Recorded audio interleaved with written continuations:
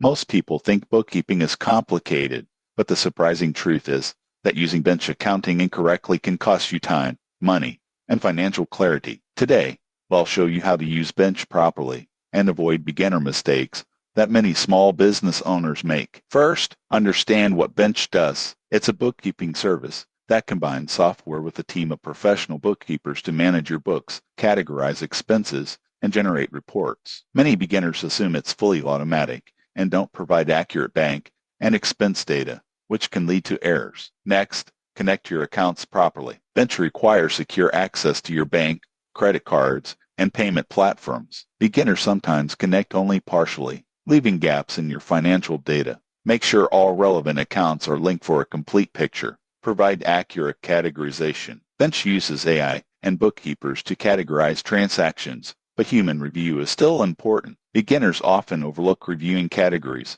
which can affect tax reporting and financial insights. Take a few minutes each month to confirm or adjust categories as needed. Use reports strategically. Bench offers income statements, balance sheets, and cash flow reports. Beginners often ignore these and only glance at bank balances. Regularly reviewing reports helps you understand profitability, plan budgets, and make informed decisions. Communicate consistently with your bench bookkeeper. Many users assume email summaries are enough. Frequent communication ensures that unusual transactions or unique business activities are recorded correctly, preventing surprises at tax time. In short, to use bench accounting properly, link all accounts, review transaction categorization, use reports actively, and maintain communication with your bookkeeper. Avoiding these mistakes ensures accurate books and stress-free accounting. Subscribe for more small business finance tips and honest reviews to keep your accounting accurate and simple.